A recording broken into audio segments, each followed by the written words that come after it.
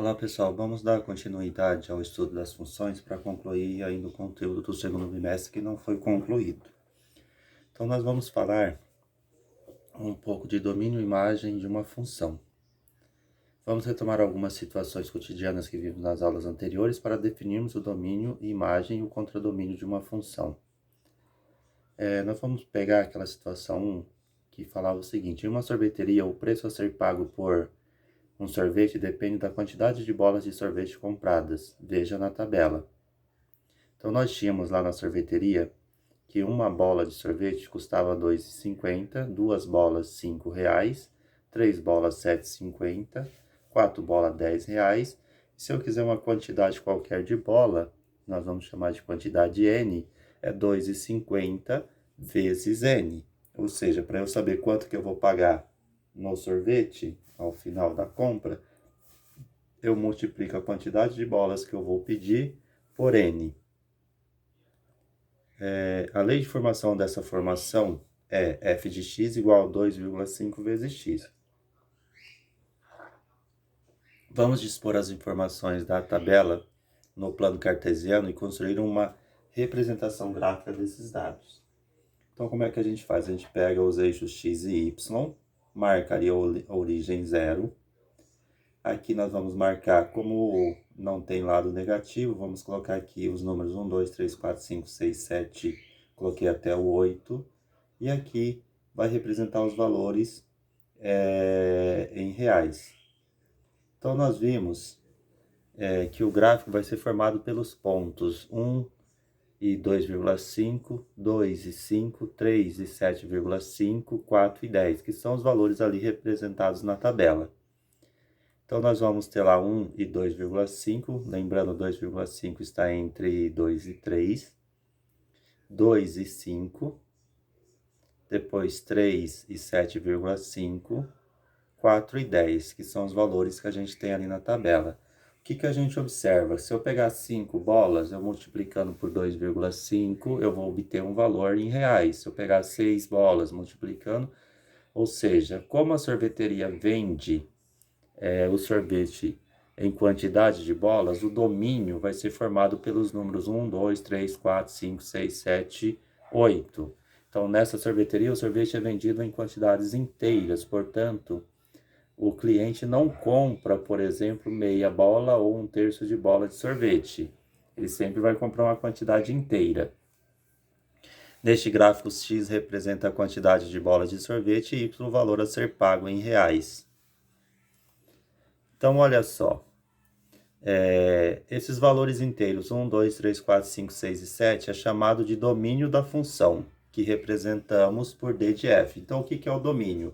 Os valores do nosso conjunto de partida. Lembra quando nós trabalhamos com flechas? De cada elemento do conjunto de partida, saiu uma flecha para o elemento do conjunto de chegada. Então, esses valores do conjunto de partida é chamado de domínio. Então, o domínio é todo o conjunto de partida. Os valores indicados no eixo y, 1, 1,5, 2, 2,5, 3, 3,5, etc., é chamado de contradomínio da função que representamos por CD de f. Então, o contradomínio é todo o conjunto de chegada. Então, todos os elementos que eu pegar no conjunto de chegada, no caso ali representado pelo eixo y. Não coloquei ali os valores em decimais, 1,5, 2,5, etc., para não ficar congestionada a imagem. Dentro do contradomínio da função, observe que os valores 2,5, 5, 7,5, 10, por exemplo, estão associados a um valor do domínio. Então, quem que está associado? O 1 ao 2,5, o 2 ao 5, o 3 ao 7,5 e o 4 ao 10. Os outros valores que aparecem ali, 1, 2, 3, 4, 6... 7, 8, 9, não estão associados a elementos do conjunto de partida. Então, quem faz parte do conjunto imagem? Apenas os elementos do conjunto de chegada que recebem, um elemento do conjunto de partida, que no caso é o 2,5, 5, 7,5, 10, o próximo seria 12,5, 15, etc. Então, o conjunto imagem são todos os elementos que estão associados a elementos do conjunto de partida. Podemos observar que para qualquer quantidade de bolas de sorvete está associado um valor em reais. Assim, concluímos que o domínio da função é todo o conjunto de partida, que é o campo de definição. Então, o domínio é todo o conjunto de partida, sempre. Já a imagem nem sempre é todo o conjunto de chegada. Observamos também que nem todo elemento do contradomínio está associado a um elemento do domínio, portanto, nem todo elemento do contradomínio faz parte da imagem da função. Nós vamos ver agora uma outra situação. Nós vamos pegar na primeira situação, a sorveteria vende o sorvete por bolas de sorvete. Então, eu tinha sempre quantidades inteiras de bola. Eu não posso ter uma representação decimal. Agora vamos pegar a situação em que a sorveteria venda esse sorvete por quilo. Está assim. Em outra sorveteria, o sorvete é vendido por quilo e o valor de 1 quilo de sorvete é R$20. A tabela abaixo mostra alguns valores associados a certas quantidades de sorvete. Então, eu peguei aqui usando em gramas. Então, 0,03 gramas seria o equivalente a 30 gramas de sorvete. 0,05, 50 gramas. 0,1 é 100 gramas. 0,12, 120 gramas. 0,17 daria 170 gramas. 0,2 é 200 gramas. 0,438, 438 gramas. Então, esses valores aí são decimais, porque o sorvete é em quilo e eu peguei números menores que 1 quilo para a gente fazer a representação. A lei de formação dessa função vai ser f de x igual a 20x, porque 20x é 20 vezes o peso. X representa o peso do sorvete, então eu vou pesar o sorvete. Então, se eu pegar, por exemplo, 30 gramas de sorvete, que está lá na primeira linha da tabela, eu vou pagar 60 centavos. Se eu pegar, por exemplo, 200 gramas de sorvete, eu vou pagar R$4, e assim vai. Então, eu pego o peso e multiplico por 20. Vamos fazer a representação gráfica dessa função também. Então, nós vamos pegar aqui no eixo X, coloquei primeiro esses valores que representam 100, 200, 300, 400, 500 gramas. 0,1, 0,2, 0,3, 0,4 e 0,5. Lembrando que isso é quilo, então 0,5 é meio quilo. 0,4 seria 400 gramas e assim sucessivamente. Então, primeiro coloquei em azul esses valores.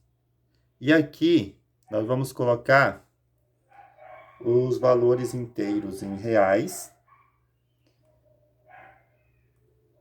Então, 100 gramas, nós vimos lá na tabela, que está nessa linha aqui, ó, vai equivaler a R$2.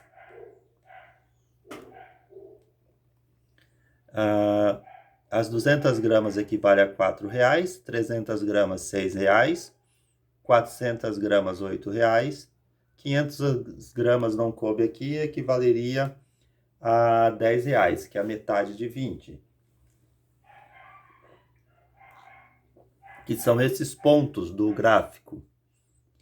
Agora vamos pegar os números que representam quantidades mais quebradas. Em vez de 100, 200, 300 gramas, nós vamos ter 30, 120, 170, 260, 438, 490 gramas.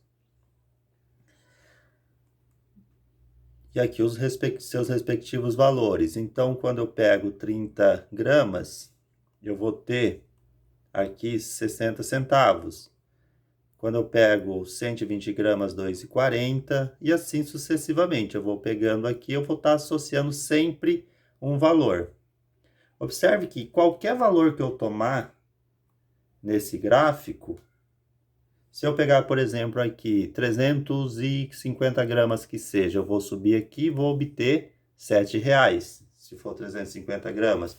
Então, para qualquer valor que eu pegar no eixo X, eu vou ter uma imagem para ele. Então, nesta função, diferente do anterior, então observe que nessa situação, ao pesar o sorvete, podemos obter valores em decimais diferente da situação anterior, em que os valores eram inteiros, pois representavam quantidades de bolas de sorvete. Então, como eu estou cobrando R$ 20 o quilo, eu não necessariamente, quando eu vou pôr na balança, eu não vou ter certeza do peso. Então, o que vai acontecer? Todo o eixo X ali faz parte do domínio. Do zero em diante faz parte do nosso domínio. Então, o domínio é os reais positivo, porque eu não tenho peso negativo de sorvete.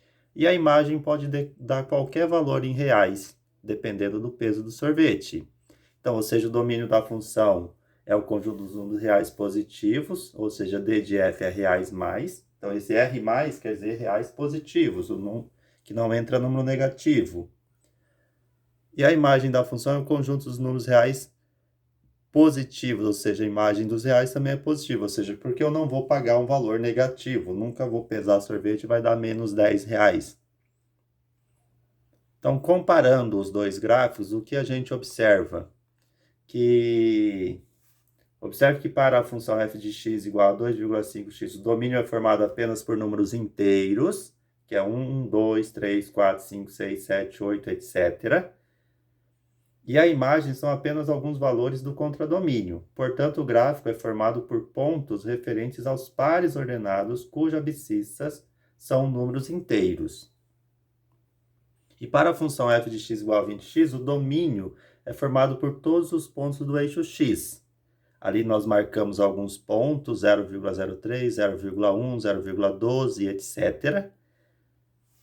E a imagem por todos os pontos do eixo y. No caso, a gente marcou alguns desses pontos, mas qualquer ponto que eu pegar sobre o eixo y faz parte da imagem. O gráfico, nesse caso, é uma reta contínua. Então, aqui nós temos uma reta contínua. Todos os pontos que estão sobre essa reta vermelha fazem parte do gráfico. Nesse caso aqui, apenas os pontos destacados em vermelho. Então, não é contínua. Podemos, dessa forma, observar que a imagem de uma função depende do domínio dessa função. No próximo vídeo, a gente vai continuar falando sobre o assunto.